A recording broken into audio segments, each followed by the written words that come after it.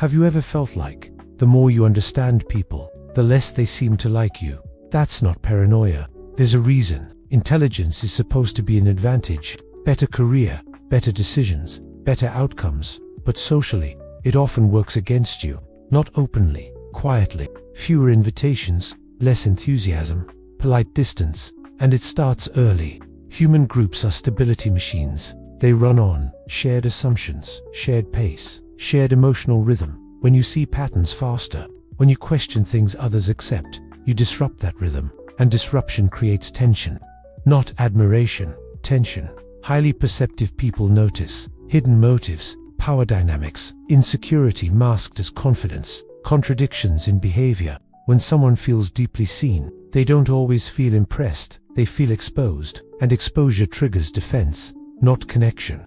Every group has an invisible ranking system, not just money, competence, influence, confidence. When someone consistently predicts outcomes, articulates ideas precisely, sees structural flaws, they quietly shift gravity, even if they never compete.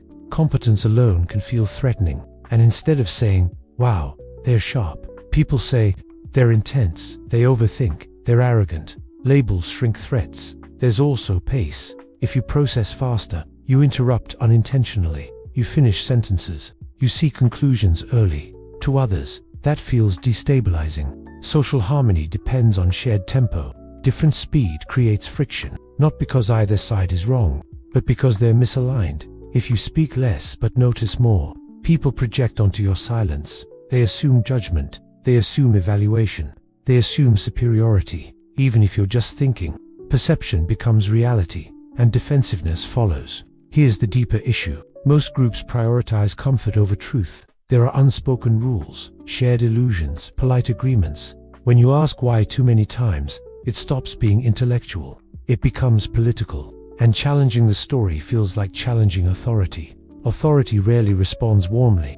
Over time, a pattern forms, respected for competence, excluded from intimacy, admired privately, resisted socially, because belonging is not given to the most capable, it's given to the most compatible. If you've ever felt too aware, too analytical, too intense, maybe you're not broken, maybe you're just in the wrong environment. Intelligence doesn't automatically elevate you, it reshapes the room, and not every room is ready for that.